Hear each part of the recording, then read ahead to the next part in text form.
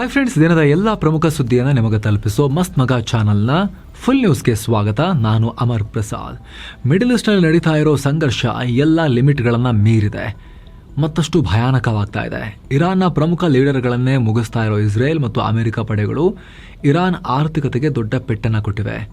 ಯುದ್ಧ ಶುರುವಾದಾಗಿನಿಂದ ಇದೇ ಮೊದಲ ಬಾರಿಗೆ ಜಗತ್ತಿನ ಅತಿದೊಡ್ಡ ಗ್ಯಾಸ್ ಫೀಲ್ಡ್ ಸೌತ್ ಪಾರ್ಸ್ ಮೇಲೆ ಇಸ್ರೇಲ್ ವಾಯುಪಡೆ ಸ್ಫೋಟಕಗಳನ್ನು ಸುರಿದಿದೆ ಮಳೆ ಥರ. ಇರಾನ್ನ ಬುಷಹರ್ ಪ್ರಾಂತ್ಯದಲ್ಲಿರೋ ಈ ಗ್ಯಾಸ್ ಫೀಲ್ಡ್ ಪ್ರತಿದಿನ 100 ಮಿಲಿಯನ್ ಕ್ಯೂಬಿಕ್ ಮೀಟರ್ಸ್ನಷ್ಟು ಗ್ಯಾಸ್ ಉತ್ಪಾದನೆ ಮಾಡ್ತಾ ಇತ್ತು. ಈಗ ಇದೇ ಜಾಗದ ಮೇಲೆ ದೊಡ್ಡ ದಾಳಿಯಾಗಿದೆ. ಪರಿಣಾಮ ಬೃಹತ್ ಗ್ಯಾಸ್ ಸ್ಟೋರೇಜ್ ಟ್ಯಾಂಕ್ಗಳು ಸ್ಫೋಟಗೊಂಡು ಉರಿದಿವೆ. ಇಲ್ಲಿನ ಪ್ರಮುಖ ರಿಫೈನರಿಗಳ ಕಾರ್ಯ ಬಂದ್ ಆಗಿದೆ. ಸದ್ಯ ಘಟನಾ ಸ್ಥಳದಲ್ಲಿ ಅಗ್ನಿಶಾಮಕ ಸಿಬ್ಬಂದಿ ಬೆಂಕಿ ನಂದಿಸುವ ಪ್ರಯತ್ನವನ್ನ ಮಾಡ್ತಾನೆ ಇದ್ದಾರೆ. ಇದಕ್ಕೆ ಇರಾನ್ ರೊಚ್ಚಿಗೆದ್ದಿದೆ. ತನ್ನ ಅತಿದೊಡ್ಡ ಆಸ್ತಿ ಮೇಲೆ ದಾಳಿಯಾಗ್ತಿದ್ದ ಹಾಗೆ ರೊಚ್ಚಿಗೆದ್ದಿರೋ ಇರಾನ್ ಭೀಕರ ವಾರ್ನಿಂಗ್ ಕೊಟ್ಟಿದೆ.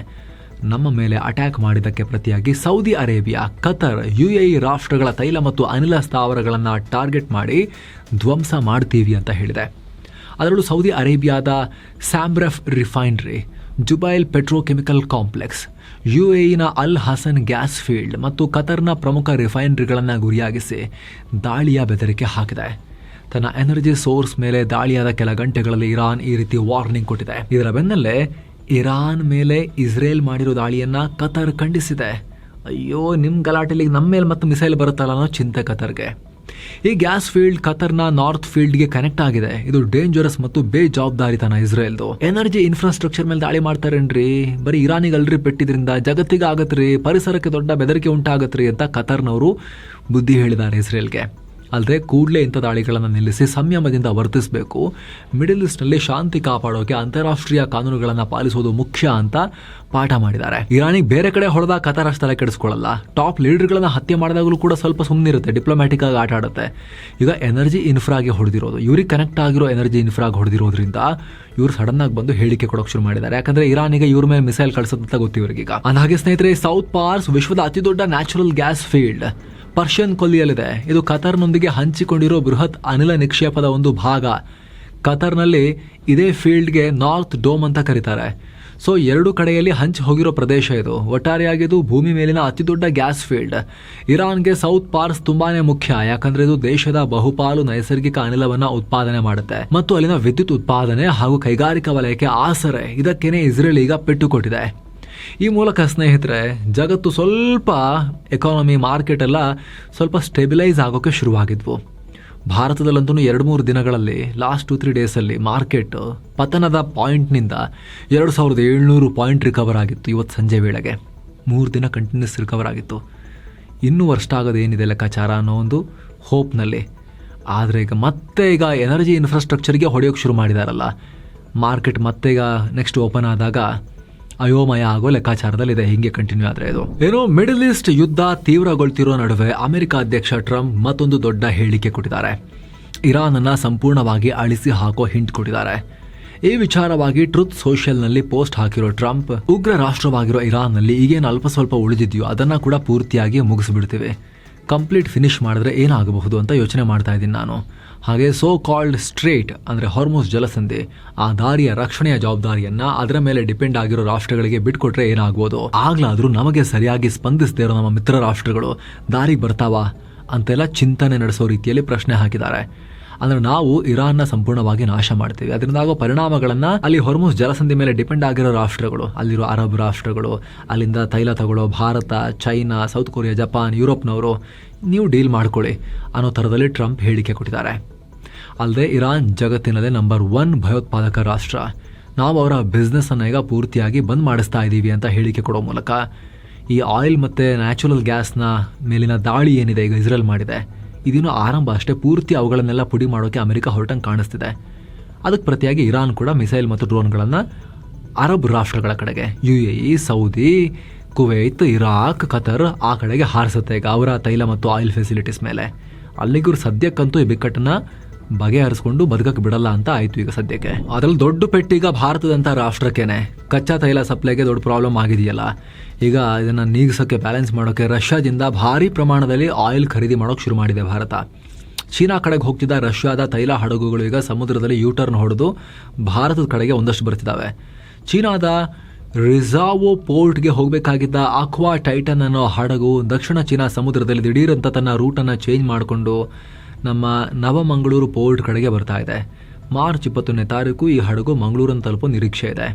ಬಹುಶಃ ಇಲ್ಲಿ ರಷ್ಯಾ, ಚೈನಾ ಮತ್ತು ಇಂಡಿಯಾ ಒಂದು ಅಂಡರ್ಸ್ಟ್ಯಾಂಡಿಂಗ್ ಬಂದಂಗೆ ಕಾಣಿಸ್ತಾ ಇದೆ. ಅರ್ಜೆಂಟಾಗಿ ಮ್ಯಾನೇಜ್ ಮಾಡಲೇಬೇಕಲ್ಲ, ತೈಲ ದೇಶ ನಡೆಯೋದಲ್ಲ, ಬಂದಾಗ್ಬಿಡುತ್ತಲ್ವಾ. ಇದು ಒಂದೇ ಹಡಗಲ್ಲ, ಕಚ್ಚಾ ತೈಲವನ್ನು ಹೊತ್ತು ತರ್ತಾ ಇರೋ ಝೌ ಎನ್ ಅನ್ನೋ ಮತ್ತೊಂದು ಹಡಗು ಕೂಡ ಚೀನಾ ಕಡೆಗೆ ಹೋಗದೆ ರೂಟ್ ಚೇಂಜ್ ಮಾಡಿಕೊಂಡು ಗುಜರಾತ್ನ ಸಿಕ್ಕಾ ಪೋರ್ಟ್ಗೆ ಮಾರ್ಚ್ 25ನೇ ತಾರೀಕು ರೀಚ್ ಆಗುತ್ತೆ ಅಂತ ಶಿಪ್ಪಿಂಗ್ ಟ್ರ್ಯಾಕಿಂಗ್ ಸಂಸ್ಥೆ ವೋರ್ಟೆಕ್ಸ್ ಮಾಹಿತಿ ಕೊಟ್ಟಿದೆ. ಬ್ಲೂಮ್ಬರ್ಗ್ ಕೂಡ ರಿಪೋರ್ಟ್ ಮಾಡಿದೆ. ಅಷ್ಟು ಮಾತ್ರ ಅಲ್ಲ, ಡೇಟಾ ಪ್ರಕಾರ ಚೈನಾಗೆ ಹೋಗಬೇಕಾಗಿದ್ದ 7 ರಷ್ಯನ್ ಆಯಿಲ್ ತುಂಬಿದ ಟ್ಯಾಂಕರ್ಗಳು ಪಥ ಬದಲಿಸಿ ಭಾರತದ ಕಡೆಗೆ ಮುಖ ಮಾಡಿವೆ ಅನ್ನೋದು ವೆರಿ ವೆರಿ ಇಂಟ್ರೆಸ್ಟಿಂಗ್ ಮಾಹಿತಿ. ಇದು ಭಾರತ, ಚೈನಾ ಮತ್ತು ರಷ್ಯಾ ನಡುವೆ ಅಂಡರ್ಸ್ಟ್ಯಾಂಡಿಂಗ್ ಆಗಿದೆಯಾ ಅನ್ನೋದಕ್ಕೆ ಸಂಬಂಧಪಟ್ಟಂತೆ. ಈ ನಡುವೆ ಒಂದು ಸಮಾಧಾನ ಸುದ್ದಿ ಏನಂದ್ರೆ, ಒಮಾನ್ನಿಂದ ಸುಮಾರು 2.5 ಲಕ್ಷ ಮೆಟ್ರಿಕ್ ಟನ್ ಕಚ್ಚಾ ತೈಲ ಹೊತ್ತ MT ಫ್ಲೋರಾ ಅನ್ನೋ ಟ್ಯಾಂಕರ್ ಈಗ ಒಡಿಶಾದ ಪಾರದೀಪ್ ಪೋರ್ಟ್ ತಲುಪಿದೆ. ಇದಕ್ಕೂ ಮುಂಚೆ 80,886 ಮೆಟ್ರಿಕ್ ಟನ್ ಕಚ್ಚಾ ತೈಲ ಹೊತ್ತ ಜಾಗ್ ಲಾಡ್ಕಿ ಟ್ಯಾಂಕರ್ ಬಂದಿತ್ತು. ಇದಕ್ಕೂ ಮೊದಲು ನಂದಾದೇವಿ ಮತ್ತು ಶಿವಾಲಿಕ್ ಅನ್ನೋ ಟ್ಯಾಂಕರ್ಗಳು LPGಯನ್ನು ಹೊತ್ತು ಭಾರತಕ್ಕೆ ಬಂದಿದ್ವು. ಈಗ MT ಫ್ಲೋರಾ. ಈ ನಡುವೆ PM ನರೇಂದ್ರ ಮೋದಿ ಕುವೈತ್ನ crown prince Sheikh Sabah Al Khalid ಜೊತೆಗೆ ಫೋನ್ನಲ್ಲಿ ಮಾತನಾಡಿದ್ದಾರೆ. ಈ ವೇಳೆ ಮುಂದಿನ ಈದ್ ಹಬ್ಬಕ್ಕೆ ಶುಭಾಶಯ ಕೋರಿರೋ ಮೋದಿ ಸದ್ಯಕ್ಕೆ ಪಶ್ಚಿಮ ಏಷ್ಯಾದಲ್ಲಿ ನಡೀತಾ ಇರೋ ಯುದ್ಧದ ಬಗ್ಗೆ ಚರ್ಚೆ ಮಾಡಿದ್ದಾರೆ. ಕುವೈತ್ನ ಸಾರ್ವಭೌಮತ್ವ ಮತ್ತು ಪ್ರಾದೇಶಿಕ ಸಮಗ್ರತೆ ಮೇಲೆ ನಡೀತಾ ಇರೋ ದಾಳಿಗಳನ್ನ ಭಾರತ ಬಲವಾಗಿ ಖಂಡಿಸುತ್ತೆ ಅಂತ ಪುನರುಚ್ಚಾರ ಮಾಡಿದ್ದಾರೆ. ಅಲ್ಲದೆ ಜಗತ್ತಿನ ಪ್ರಮುಖ ತೈಲ ಮಾರ್ಗವಾಗಿರೋ ಸ್ಟ್ರೇಟ್ ಆಫ್ ಹಾರ್ಮುಜ್ ಮೂಲಕ ಹಡಗುಗಳ ಸಂಚಾರ ಸೇಫ್ ಆಗಿರಬೇಕು ಅನ್ನೋದು ನಮ್ಮ ಮೊದಲ ಆದ್ಯತೆ ಅಂತ ಹೇಳಿದ್ದಾರೆ. ಅಲ್ಲದೆ ಈ ಯುದ್ಧದ ಪರಿಸ್ಥಿತಿಯಲ್ಲಿ ಶಾಂತಿ ಕಾಪಾಡೋಕೆ ಡಿಪ್ಲೊಮ್ಯಾಟಿಕ್ ಮಾತುಕತೆಗಳೇ ದಾರಿ ಅಂತ ಇಬ್ಬರು ನಾಯಕರು ಒಪ್ಕೊಂಡಿದ್ದಾರೆ. ಇನ್ನು ಕುವೈತ್ನಲ್ಲಿರುವ ಲಕ್ಷಾಂತರ ಭಾರತೀಯರ ಸೇಫ್ಟಿ ಮತ್ತು ಯೋಗಕ್ಷೇಮದ ಬಗ್ಗೆ ಕಾಳಜಿ ವಹಿಸ್ತಾ ಇರೋದಕ್ಕೆ ಮೋದಿ ಕುವೈತ್ ಸರ್ಕಾರಕ್ಕೆ ಧನ್ಯವಾದ ಕೂಡ ಅರ್ಪಿಸಿದ್ದಾರೆ. ಮತ್ತೊಂದು ಕಡೆ ಇರಾನ್ ಸ್ನೇಹಿತರೆ ಎಂದಿನಂತೆ ಗಲ್ಫ್ ರಾಷ್ಟ್ರಗಳ ಮೇಲೆ ಅರಬ್ಬರ ಮೇಲೆ ದಾಳಿಯನ್ನ ಕಂಟಿನ್ಯೂ ಮಾಡಿದೆ. ಇರಾನ್ UAE ಮೇಲೆ ಮಿಸೈಲ್ ಮತ್ತು ಡ್ರೋನ್ ಹಾರಿಸಿದೆ. ಅಗೇನ್ ಅದನ್ನ ತಡೆದು ಹಾಕಿದೀವಿ ನಾವು ಅಂತ UAE ಹೇಳಿದೆ. ಬರೀ ಒಂದೇ ದಿನ ಇರಾನ್ ನಮ್ಮ ಮೇಲೆ 17 ಮಿಸೈಲ್ ಮತ್ತು 27 ಡ್ರೋನ್ಗಳನ್ನ ಹೊಸದಾಗಿ ಹಾರಿಸಿದೆ ಅಂತ ಸೌದಿ ಕೂಡ ಮಾಹಿತಿಯನ್ನ ಕೊಟ್ಟಿದೆ. ಮತ್ತೊಂದು ಕಡೆ ತನ್ನ ಉತ್ತರದಲ್ಲಿ ಲೆಬನಾನ್ ಮೇಲೂ ದಾಳಿ ಮಾಡಿರೋ, ಹಿಜ್ಬುಲ್ಲಾ ಟಾರ್ಗೆಟ್ ಮಾಡಿಕೊಂಡು ದಾಳಿ ಮಾಡಿರೋ ಇಸ್ರೇಲ್ ಅಲ್ಲೂ ಕೂಡ ಕಾರ್ಯಾಚರಣೆ ಮುಂದುವರೆಸಿದೆ. ದಕ್ಷಿಣ ಲೆಬನಾನ್ನ ಖಿರ್ಬೆಟ್ ಸೆಲ್ಮ್ ಪ್ರದೇಶದ ಮೇಲೆ ಇಸ್ರೇಲಿ ಪಡೆಗಳು ಭೀಕರ ಏರ್ ಸ್ಟ್ರೈಕ್ ನಡೆಸಿವೆ. ಪರಿಣಾಮ 2 ಪ್ರಾಣ ಹೋಗಿದೆ, ಹಲವರು ಗಂಭೀರವಾಗಿ ಗಾಯಗೊಂಡಿದ್ದಾರೆ. ಈ ಭೀಕರ ದಾಳಿಗೂ ಮುನ್ನ ಇಸ್ರೇಲ್ ಸೇನೆ ಖಿರ್ಬೆಟ್ ಸೆಲ್ಮ್ ಸೇರಿ ಅದರ ಸುತ್ತಮುತ್ತಲಿನ 4 ಪಟ್ಟಣಗಳ ಜನರಿಗೆ ಜಾಗ ಖಾಲಿ ಮಾಡಿ ನಾವು ಬಾಂಬ್ ತಂದು ಹಾಕ್ತಾ ಇದೀವಿ ಅಂತ ಹೇಳಿ ವಾರ್ನಿಂಗ್ ಕೊಟ್ಟಿತ್ತು. ಆಮೇಲೆ ದಾಳಿ ಮಾಡಿದ್ದಾರೆ. ಅತ್ತ ಬೆರುತ್ನ ಬಸ್ತಾ ಮತ್ತು ಜುಕಾಕ್ ಅಲ್ ಬ್ಲಾಟ್ ಪ್ರದೇಶಗಳ ಮೇಲೆ ಇಸ್ರೇಲ್ ನಡೆಸಿದ ದಾಳಿಯಲ್ಲಿ ಮೃತಪಟ್ಟವರ ಸಂಖ್ಯೆ 10ಕ್ಕೆ ಏರಿಕೆಯಾಗಿದೆ. ಇದರಲ್ಲಿ 27 ಜನ ಗಾಯಗೊಂಡಿದ್ದಾರೆ ಅಂತ ಲೆಬನಾನ್ ಆರೋಗ್ಯ ಸಚಿವಾಲಯ ಮಾಹಿತಿ ಕೊಟ್ಟಿದೆ. ಇನ್ನು ಇರಾನ್ನ ಟಾಪ್ ನಾಯಕ, ಸುಪ್ರೀಂ ನ್ಯಾಷನಲ್ ಸೆಕ್ಯೂರಿಟಿ ಕೌನ್ಸಿಲ್ನ ಕಾರ್ಯದರ್ಶಿಯಾಗಿದ್ದ ಅಲಿ ಲಾರಿಜಾನ್ ಇವರನ್ನ ಇಸ್ರೇಲ್ ದಾಳಿ ಮಾಡಿ ಹತ್ಯೆ ಮಾಡಿತ್ತು. ಈ ಹತ್ಯೆಯನ್ನ ರಷ್ಯಾ ಬಲವಾಗಿ ಖಂಡಿಸಿದೆ. ಇದನ್ನ ಕೊಲೆ ಅಂತ ಕರೆದಿರೋ ಕ್ರೆಮ್ಲಿನ್ ವಕ್ತಾರ ಡಿಮಿಟ್ರಿ ಪೆಸ್ಕೋವ್ ಒಂದು ಸ್ವತಂತ್ರ ರಾಷ್ಟ್ರದ ನಾಯಕರನ್ನ ಈ ರೀತಿ ಗುರಿ ಮಾಡಿಕೊಳ್ಳೋದು ಸರಿಯಲ್ಲ ಅನ್ನೋ ಆಕ್ರೋಶ ವ್ಯಕ್ತಪಡಿಸಿದ್ದಾರೆ. ಇನ್ನು ಚೀನಾ ವಿದೇಶಾಂಗ ಸಚಿವ ವಾಂಗ್ ಯಿ ಮಿಡಲ್ ಈಸ್ಟ್ ಯುದ್ಧದ ಬಗ್ಗೆ ಮಾತನಾಡಿದ್ದಾರೆ. ಈ ಯುದ್ಧ ತಕ್ಷಣ ನಿಲ್ಲಬೇಕು ಮತ್ತು ಅಲ್ಲಿ ಕದನ ವಿರಾಮ ಜಾರಿಯಾಗಬೇಕು ಅಂತ ಒತ್ತಾಯಿಸಿದ್ದಾರೆ. ಈ ಯುದ್ಧ ಆಗಬಾರ್ದಾಗಿತ್ತು, ಇದು ಮುಂದುವರಿಯೋಕೆ ಯಾವುದೇ ಕಾರಣಗಳಿಲ್ಲ, ಶಾಂತಿ ಸ್ಥಾಪನೆಗಾಗಿ ಚೀನಾ ಮಧ್ಯಸ್ಥಿಕೆ ವಹಿಸೋಕೆ ರೆಡಿ ಇದೆ ಅಂತ ವಾಂಗ್ ಹೇಳಿದ್ದಾರೆ. UAE ಪ್ರತಿನಿಧಿಯೊಂದಿಗೆ ಬೀಜಿಂಗ್ನಲ್ಲಿ ಮಾತುಕತೆ ನಡೆಸಿ ಈ ರೀತಿ ಹೇಳಿದ್ದಾರೆ. ಇನ್ನೊಂದ್ ಕಡೆ ಸಿಲಿಂಡರ್ ಅಭಾವದ ಪ್ರಾಬ್ಲಮ್ ಬಿಗಡಾಯಿಸ್ತಾನೆ ಹೋಗ್ತಾ ಇದೆ. ಈಗ ಕೇರಳದಲ್ಲಿ ನೋಡಿ, ಸಿಲಿಂಡರ್ ಅಭಾವದಿಂದಾಗಿ ಮಾರ್ಚ್ 23ನೇ ತಾರೀಕು ರಾಜ್ಯಾದ್ಯಂತ ಹೋಟೆಲ್ ಮತ್ತು ರೆಸ್ಟೋರೆಂಟ್ಗಳನ್ನ ಬಂದ್ ಮಾಡಬೇಕಾಗುತ್ತೆ ಅಂತ ಮಾಡ್ತೀವಿ ಅಂತ ಹೋಟೆಲ್ ಮಾಲೀಕರ ಸಂಘ ಘೋಷಿಸಿದೆ. ಮತ್ತೊಂದು ಕಡೆ ನಮ್ಮ ಕರ್ನಾಟಕದಲ್ಲಿ ಆಹಾರ ಸಚಿವ KH ಮುನಿಯಪ್ಪ ಮಾತನಾಡಿದ್ದಾರೆ. 1 ವಾರ ಹೋಟೆಲ್ಗಳು ಸಹಕಾರ ಕೊಡಿ, ನಾವು ಹೋಟೆಲ್ ಅಸೋಸಿಯೇಷನ್ ಜೊತೆ ಮಾತನಾಡ್ತಾ ಇದ್ದೀವಿ. ಹೋಟೆಲ್ನವರು 1 ವಾರ ಸಹಿಸಿಕೊಂಡ್ರೆ 15,000 ಸಿಲಿಂಡರ್ ಸಂಗ್ರಹ ಮಾಡಿ ಅದನ್ನ ಹೇಗೆ ಹಂಚಿಕೆ ಮಾಡಬೇಕು ಅಂತ ಅಸೋಸಿಯೇಷನ್ ಅವರನ್ನ ಕರೆದು ಮಾತಾಡಿ ಹಂಚಿಕೆ ಮಾಡ್ತೀವಿ. ನಮಗೆ ಡೊಮೆಸ್ಟಿಕ್ ಸಿಲಿಂಡರ್ ಸಮಸ್ಯೆ ಇಲ್ಲ, ಕಮರ್ಷಿಯಲ್ ಗ್ಯಾಸ್ ಸಮಸ್ಯೆ ಆಗಿದೆ. 20% ಮಾತ್ರ ಕೊಡೋಕೆ ಕೇಂದ್ರ ಸರ್ಕಾರ ಹೇಳಿದೆ. 9,000 ಕಮರ್ಷಿಯಲ್ ಗ್ಯಾಸ್ ಕೊಡ್ತಾ ಇದ್ದೀವಿ. ಇದರಲ್ಲಿ ಆಸ್ಪತ್ರೆ, ವಸತಿ ಶಾಲೆ, ಹಾಸ್ಟೆಲ್, ಇಂದಿರಾ ಕ್ಯಾಂಟೀನ್ಗೆ ಕೊಡ್ತಾ ಇದ್ದೀವಿ. ಹೀಗಾಗಿ 1 ವಾರ ಸಹಕಾರ ಕೊಟ್ರೆ ಹೋಟೆಲ್ಗಳಿಗೂ ಸಿಲಿಂಡರ್ ಎಷ್ಟಾಗುತ್ತೆ ಅಷ್ಟು ಕೊಡ್ತೀವಿ ಅಂತ ಮುನಿಯಪ್ಪ ಅವರು ಹೇಳಿದ್ದಾರೆ. ಏನು ಸ್ನೇಹಿತರೆ, ಕಾಶಿ, ಅಯೋಧ್ಯೆ, ರಾಮ ಮಂದಿರ ಎಲ್ಲ ನೋಡ್ಕೊ ಬರಬೇಕು ಅಂತ ಯಾರಿಗಾದ್ರೂ ಆಸಕ್ತಿ ಇದ್ರೆ 7 ಸೈನ್ಸ್ ಟೂರಿಸಂನ ಈ ಟೂರ್ ಪ್ಯಾಕೇಜ್ ನಿಮಗಾಗಿ ಕಾಲ್ ಮಾಡಿ ಟ್ರಿಪ್ ಮಾಡ್ಕೊಂಡ್ ಬರ್ಬೋದು. ಏನೋ ವಿಮಾನದಲ್ಲಿ ಓಡಾಡೋರಿಗೆ ಕೇಂದ್ರ ಸರ್ಕಾರ ಭರ್ಜರಿ ಗುಡ್ ನ್ಯೂಸ್ ಕೊಟ್ಟಿದೆ. ಇನ್ ಮುಂದೆ ಫ್ಲೈಟ್ ಟಿಕೆಟ್ ಬುಕ್ ಮಾಡುವಾಗ ಅಥವಾ ವೆಬ್ ಚೆಕ್ ಇನ್ ಮಾಡುವಾಗ ಸೀಟ್ ಸೆಲೆಕ್ಟ್ ಮಾಡೋಕೆ ಎಕ್ಸ್ಟ್ರಾ ದುಡ್ಡು ಕೊಡಬೇಕಾಗಿಲ್ಲ ಅನ್ನೋ ಹೊಸ ರೂಲ್ಸ್ ಅನ್ನ ವಿಮಾನಯಾನ ಸಚಿವಾಲಯ ತಂದಿದೆ. ಇದರ ಪ್ರಕಾರ ಯಾವುದೇ ಡೊಮೆಸ್ಟಿಕ್ ಫ್ಲೈಟ್ನಲ್ಲಿ ಕನಿಷ್ಠ 60% ಸೀಟುಗಳನ್ನು ಪ್ರಯಾಣಿಕರಿಗೆ ಫ್ರೀಯಾಗಿ ಆಯ್ಕೆ ಮಾಡಿಕೊಳ್ಳೋಕೆ ಅವಕಾಶ ಕೊಡಲೇಬೇಕು ಅಂತ ಏರ್ಲೈನ್ಸ್ ಕಂಪನಿಗಳಿಗೆ ಆರ್ಡರ್ ಮಾಡಿದೆ. ಮೊದಲೆಲ್ಲ ಕೇವಲ 20% ಸೀಟುಗಳು ಮಾತ್ರ ಫ್ರೀ ಇರ್ತಿತ್ತು, ಎಲ್ಲಿ ಬೇಕಾದರೂ ಸೆಲೆಕ್ಟ್ ಮಾಡಬಹುದಾಗಿತ್ತು. ಉಳಿದ ಸೀಟುಗಳನ್ನು ಬ್ಲಾಕ್ ಮಾಡ್ತಾ ಇದ್ರು. ಎಕ್ಸ್ಟ್ರಾ ದುಡ್ಡು ಕಟ್ಟಿದ್ರೆ ಮಾತ್ರ ನಿಮಗೆ ಚೂಸ್ ಮಾಡೋಕೆ ಬಿಡ್ತಾ ಇದ್ರು. ಈಗ ಆ ತಲೆ ಬಿಸಿ ಇಲ್ಲ. ಅಷ್ಟೇ ಅಲ್ಲ, ಫ್ಯಾಮಿಲಿ ಅಥವಾ ಸ್ನೇಹಿತರು ಒಟ್ಟಾಗಿ ಒಂದೇ PNR ಅಡಿಯಲ್ಲಿ ಟಿಕೆಟ್ ಬುಕ್ ಮಾಡಿದ್ರೆ ಅವರೆಲ್ಲರಿಗೂ ಅಕ್ಕಪಕ್ಕದಲ್ಲೇ ಸೀಟ್ ಕೊಡಬೇಕು ಅಂತ ಕೂಡ ಸರ್ಕಾರ ಹೇಳಿದೆ. ಇದಕ್ಕಾಗಿ ಏರ್ಲೈನ್ಸ್ ಕಂಪನಿಗಳು ಎಕ್ಸ್ಟ್ರಾ ಚಾರ್ಜ್ ಮಾಡುವ ಹಾಗಿಲ್ಲ ಅಂತ ಕಟ್ಟುನಿಟ್ಟಾಗಿ ಹೇಳಿದೆ. ಅಲ್ಲದೆ ಇನ್ನು ಮುಂದೆ ವಿಮಾನದಲ್ಲಿ ಸಾಕು ಪ್ರಾಣಿಗಳು, ಪೆಟ್ಸ್, ಮ್ಯೂಸಿಕಲ್ ಇನ್ಸ್ಟ್ರೂಮೆಂಟ್ಸ್ ಮತ್ತು ಸ್ಪೋರ್ಟ್ಸ್ ಐಟಮ್ಗಳನ್ನು ಕೊಂಡೊಯ್ಯೋಕ್ಕೂ ಕೂಡ ಸ್ಪಷ್ಟವಾದ ಹಾಗೂ ಪಾರದರ್ಶಕವಾದ ರೂಲ್ಸ್ ತರಬೇಕು ಅಂತ DGCA ಸೂಚನೆ ಕೊಟ್ಟಿದೆ. ಇದರ ಜೊತೆಗೆ ಪ್ರಯಾಣಿಕರ ಹಕ್ಕುಗಳ ಬಗ್ಗೆ ಕೂಡ ಕಟ್ಟುನಿಟ್ಟಿನ ಕ್ರಮ ತಗೊಳ್ಳಲಾಗಿದೆ. ಫ್ಲೈಟ್ ಡಿಲೇ ಆದಾಗ, ಕ್ಯಾನ್ಸಲ್ ಆದಾಗ ಅಥವಾ ಬೋರ್ಡಿಂಗ್ ನಿರಾಕರಿಸಿದಾಗ ಪ್ರಯಾಣಿಕರಿಗೆ ಏನೆಲ್ಲ ಪರಿಹಾರ ಸಿಗಬೇಕು ಅನ್ನೋದನ್ನ ಏರ್ಲೈನ್ಸ್ ವೆಬ್ಸೈಟ್, ಆಪ್ ಮತ್ತು ಏರ್ಪೋರ್ಟ್ ಕೌಂಟರ್ಗಳಲ್ಲಿ ಸ್ಪಷ್ಟವಾಗಿ ಹಾಕಿರಬೇಕು. ಜನರಿಗೆ ಸುಲಭವಾಗಿ ಅರ್ಥ ಆಗೋಕೆ ಈ ಮಾಹಿತಿ ನಮ್ಮ ಪ್ರಾದೇಶಿಕ ಭಾಷೆಗಳಲ್ಲೂ ಇರಬೇಕು ಅಂತ ಸರ್ಕಾರ ಕಟ್ಟುನಿಟ್ಟಾಗಿ ಹೇಳಿದೆ. ಇತ್ತೀಚೆಗೆ ಏರ್ಲೈನ್ ಕಂಪನಿಗಳು ಸೀಟ್ ಸೆಲೆಕ್ಷನ್ ನೆಪದಲ್ಲಿ ಮನ ಬಂದಂತೆ ಹಿಡನ್ ಚಾರ್ಜಸ್ ಮಾಡ್ತೇವೆ ಅಂತ ಪ್ರಯಾಣಿಕರಿಂದ ಸಾಕಷ್ಟು ದೂರುಗಳು ಕೇಳಿ ಬಂದಿದ್ವು. ಇದೇ ಕಾರಣಕ್ಕೆ ನಾಗರಿಕ ವಿಮಾನಯಾನ ಸಚಿವ ಕೆ ರಾಮಮೋಹನ್ ನಾಯ್ಡು ಈ ರೀತಿ ಒಂದಷ್ಟು ಕ್ರಮಗಳನ್ನ ಅನೌನ್ಸ್ ಮಾಡಿದ್ದಾರೆ. ಈಗ ಇನ್ನು ಮಾಜಿ PM HD ದೇವೇಗೌಡ ಸೇರಿದ ಹಾಗೆ ರಾಜ್ಯಸಭೆಯಿಂದ ನಿವೃತ್ತರಾಗ್ತಾ ಇರೋ 59 ಸದಸ್ಯರಿಗೆ ಸಂಸತ್ನಲ್ಲಿ ಬೀಳ್ಕೊಡುಗೆ ಕೊಡಲಾಗಿದೆ. ಈ ಬಗ್ಗೆ ಮಾತನಾಡಿದ ಮೋದಿ, ರಾಜಕಾರಣದಲ್ಲಿ ಫುಲ್ ಸ್ಟಾಪ್ ಅನ್ನೋದೇ ಇಲ್ಲ, ನಿವೃತ್ತಿ ನಂತರವೂ ಭವಿಷ್ಯ ನಿಮಗಾಗಿ ಕಾಯ್ತಾ ಇದೆ ಅಂತ ಹೇಳಿ ಈ ಹಿರಿಯರನ್ನ ಹುರಿದುಂಬಿಸಿದ್ದಾರೆ. ಅಷ್ಟೇ ಅಲ್ಲ, ಸಂಸತ್ತನ್ನ ಓಪನ್ ಯೂನಿವರ್ಸಿಟಿಗೆ ಹೋಲಿಸಿದ ಮೋದಿ ಇಲ್ಲಿನ ಅನುಭವಗಳನ್ನ ದೇಶದ ಅಭಿವೃದ್ಧಿಗೆ ಬಳಸಿ ಅಂತ ಕರೆ ಕೊಟ್ಟಿದ್ದಾರೆ. ಇದೇ ವೇಳೆ ಮಾಜಿ ಪ್ರಧಾನಿ ಕರ್ನಾಟಕದವರಾದ HD ದೇವೇಗೌಡರು ಹಾಗೂ ಕರ್ನಾಟಕದವರೇ ಆಗಿರೋ ರಾಜ್ಯಸಭಾ ವಿಪಕ್ಷ ನಾಯಕ ಮಲ್ಲಿಕಾರ್ಜುನ ಖರ್ಗೆ ಸೇರಿ ಶರದ್ ಪವಾರ್ ಅವರ ಸುದೀರ್ಘ ರಾಜಕೀಯ ಹೋರಾಟವನ್ನ ಹಾಡಿ ಹೊಗಳಿದ್ದಾರೆ. ಹೊಸಬರು ಈ ದಿಗ್ಗಜರನ್ನ ನೋಡಿ ಕಲಿಬೇಕು ಅಂತ ಕಿವಿ ಮಾತು ಹೇಳಿದ್ದಾರೆ. ಇದೇ ವೇಳೆ ಮಲ್ಲಿಕಾರ್ಜುನ ಖರ್ಗೆ ಅವರು ದೇವೇಗೌಡರ ಬಗ್ಗೆ ಮಾತನಾಡಬೇಕಾದ್ರೆ ನಗೆ ಚಟಾಕಿಯನ್ನ ಹಾರಿಸಿದ್ದಾರೆ. ಅದಕ್ಕೆ ಮೋದಿ ಫುಲ್ ಸ್ವ್ಯಾಗ್ ನಲ್ಲಿ ಅಮಿತಾಬ್ ಬಚ್ಚನ್ ಸ್ಟೈಲ್ ನಲ್ಲಿ ನಕ್ಕಿದ್ದಾರೆ. ನಾನು ದೇವೇಗೌಡರನ್ನ ಕಳೆದ 54 ವರ್ಷಗಳಿಂದ ನೋಡ್ತಾ ಇದ್ದೀನಿ. ನಾವಿಬ್ರು ಜೊತೆಯಾಗಿ ಕೆಲಸ ಮಾಡ್ತಿದ್ದೇವೆ. ಅವರು ತುಂಬಾ ಪ್ರೀತಿ ತೋರಿಸಿದ್ರು, ನಮಗೆ ತುಂಬಾ ಪ್ರೀತಿ ಮಾಡಿದ್ರು ನನ್ನನ್ನ. ಆದ್ರೆ ಕಡೆಗೆ ಮದುವೆ ಆಗಿದ್ದು ಮಾತ್ರ ಮೋದಿ ಅವ್ರನ್ನ ಅಂತ ಖರ್ಗೆ ಹೇಳಿದ್ದಾರೆ. ಈ ವೇಳೆ ಇಡೀ ಸದನ ನಗಾಡ್ತು. ಅದರಲ್ಲೂ ಕೂಡ ಮೋದಿ ಅವರ ನಗು ಇತ್ತಲ್ಲ, ಅದು ವೈರಲ್ ಆಗ್ತಾ ಇದೆ. ತೋರಿಸ್ತಾ ಇದೀವಿ ಪಕ್ಕದಲ್ಲಿ ಮೋದಿ ಅವರ ಆ ಸ್ವ್ಯಾಗ್ ನ ನಗು ಯಾವ ತರ ಇತ್ತು ಅಂತ ಹೇಳಿ. ಅಂದಹಾಗೆ ಸ್ನೇಹಿತರೆ, 20 ವಿವಿಧ ರಾಜ್ಯಗಳ 59 ಸದಸ್ಯರ ಅಧಿಕಾರಾವಧಿ ಮುಂದಿನ ಏಪ್ರಿಲ್ನಿಂದ ಜುಲೈ ಒಳಗಡೆ ಮುಕ್ತಾಯ ಆಗ್ತಾ ಇದೆ. ಏನೋ ಜೋಗಿ ಪ್ರೇಮ್ ನಿರ್ದೇಶನದ ಹಾಗೂ ನಟ ಧ್ರುವ ಸರ್ಜಾ ಅಭಿನಯದ KD ದಿ ಡೆವಿಲ್ ಸಿನಿಮಾದ ಸರ್ಸೆ ಸರ್ಸೆ ನಿನ್ನ ಸೆರಗ ಸರ್ಸೆ ಅನ್ನೋ ಹಾಡನ್ನ ಕೇಂದ್ರ ಸರ್ಕಾರ ಬ್ಯಾನ್ ಮಾಡಿದೆ.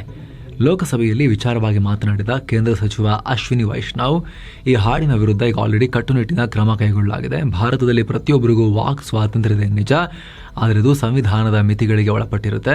ಅಭಿವ್ಯಕ್ತಿ ಸ್ವಾತಂತ್ರ್ಯ ಸಮಂಜಸವಾದ ನಿರ್ಬಂಧಗಳ ವ್ಯಾಪ್ತಿಯಲ್ಲಿರುತ್ತೆ. ಯಾವುದೇ ಕೃತಿ ಅಥವಾ ಹಾಡು ಚೌಕಟ್ಟನ್ನು ಮೀರಿದಾಗ ಸರ್ಕಾರ ಸುಮ್ಮನಿರೋಕೆ ಸಾಧ್ಯ ಇಲ್ಲ ಅಂತ ಹೇಳಿದ್ದಾರೆ. ಅಂದಾಗೆ ಸ್ನೇಹಿತರೆ, ಹಾಡು ಭಾರಿ ವಿವಾದಕ್ಕೀಡಾಗಿತ್ತು. ಹಾಡಿನ ಸಾಹಿತ್ಯ ಡಬಲ್ ಮೀನಿಂಗ್ನಿಂದ ಕೂಡಿದೆ. ಈ ಥರದ್ದೊಂದು ಸಾಂಗ್ ಬೇಕಾಗಿತ್ತಾ ಅನ್ನೋ ಪ್ರಶ್ನೆಗಳನ್ನು ಕೇಳಲಾಗಿತ್ತು. ಈ ಹಾಡಲ್ಲಿ ನಟನೆ ಮಾಡಿದ್ದ ನಟಿ ನೋರಾ ಫತೇಹಿ, ನಾನು ಈ ಹಾಡನ್ನು 3 ವರ್ಷಗಳ ಹಿಂದೆ ಕನ್ನಡ ಭಾಷೆಯಲ್ಲಿ ಶೂಟ್ ಮಾಡಿದೆ. ಈ ಸಿನಿಮಾದಲ್ಲಿ ಸಂಜಯ್ ದತ್ತರಂತಹ ದೊಡ್ಡ ನಟರಿರೋ ಕಾರಣಕ್ಕೆ ನಾನು ಕೂಡ ಈ ಹಾಡನ್ನು ಒಪ್ಕೊಂಡಿದ್ದೆ. ಶೂಟಿಂಗ್ ನಡೆದಿದ್ದು ಕನ್ನಡ ಭಾಷೆಯಲ್ಲಿ. ನನಗೆ ಕನ್ನಡ ಭಾಷೆ ಅರ್ಥ ಆಗಲ್ಲ, ಹೀಗಾಗಿ ಶೂಟಿಂಗ್ ಟೈಮ್ನಲ್ಲಿ ಈ ಹಾಡಿನ ಅರ್ಥವನ್ನು ಸಿನಿಮಾ ಟೀಮ್ ಟ್ರಾನ್ಸ್ಲೇಟ್ ಮಾಡಿ ಹೇಳಿತ್ತು. ಆ ಟೈಮ್ನಲ್ಲಿ ನನಗೆ ಅಸಭ್ಯ ಅಂತ ಅನಿಸಿರಲಿಲ್ಲ. ಆದರೆ ಈಗ ಹಿಂದಿ ಭಾಷೆಯ ಹಾಡಿನ ಬಗ್ಗೆ ಎಲ್ಲ ಕಡೆ ವಿವಾದ ಕೇಳಿ ಬರ್ತಾ ಇದೆ. ಹಿಂದಿ ಆವೃತ್ತಿ ಬಗ್ಗೆ ನನಗೆ ಯಾವುದೇ ಮಾಹಿತಿಯನ್ನು ಸಿನಿಮಾ ಟೀಮ್ ಕೊಟ್ಟಿರಲಿಲ್ಲ. ಅಲ್ಲದೆ ಈ ಬಗ್ಗೆ ನನ್ನ ಅನುಮತಿಯನ್ನು ಕೂಡ ಸಿನಿಮಾ ಟೀಮ್ ಪಡೆದಿರಲಿಲ್ಲ ಅಂತ ಹೇಳಿದರು. ಈ ವಿವಾದದ ಬಳಿಕ ಹಿಂದಿ ವರ್ಷನ್ನಲ್ಲಿರೋ ಹಾಡನ್ನು ಕೂಡ ಡಿಲೀಟ್ ಮಾಡಲಾಗಿತ್ತು. ಈಗ ಸರ್ಕಾರ ಈ ಇಡೀ ಹಾಡನ್ನೇ ಬ್ಯಾನ್ ಅಂತ ಹೇಳಿದೆ.